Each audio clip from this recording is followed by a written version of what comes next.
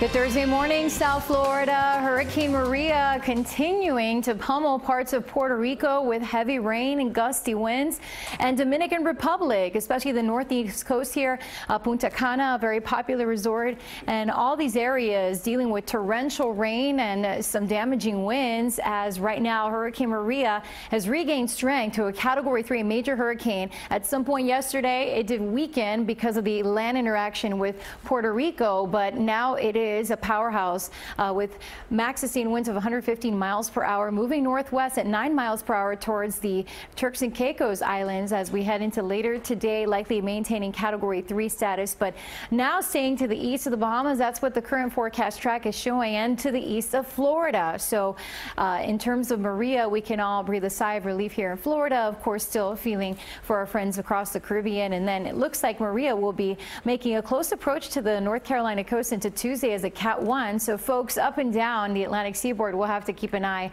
on Maria. As we look at some of our neighborhood network weather reporting stations in San Juan, we had wind gusts up to 98 miles per hour and rainfall exceeding 15 inches there. And we're seeing those wind gusts from 86 miles per hour in St. Thomas to 92 miles per hour in St. Croix, and rainfall potential ranging from 12 to 18 inches of rain. When all is said and done for Puerto Rico, some areas could see more than 25 inches, and in Dominican Republic could see a foot or a foot and a half of rain. And of course, the potential for life-threatening flash floods, mudslides continues there. Looking at the models right now, most of them tightly packed together in consensus and agreement that Maria stays to the east of Florida.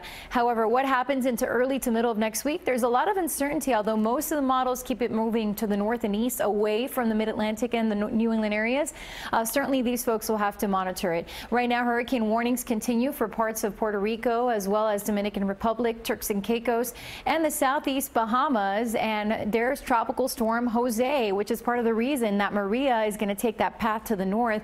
So right now, Jose is just creeping to the east at 2 miles per hour. It's just going to hang out here and eventually become a depression into the weekend. And it is bringing some heavy rain, gusty winds to the New England areas. Locally, we're enjoying a quiet start this morning. Winds are fairly calm or light. It's also really muggy and warm. We're seeing the upper 70s, low 80s, and temperatures right now feeling like the mid to upper 80s because it's so humid. For today, 92 degrees. Later on, though, it'll feel like the hundreds when you factor in the humidity. Storms will be developing, a 30% chance of rain today, a high risk of rip currents, and boaters right now, it's looking good. Seas about 3 foot because of that swell from Jose. Into the weekend, we'll see a better chance of storms as we get into your Friday for the first day of fall, and breezy showers continuing for your Saturday and Sunday.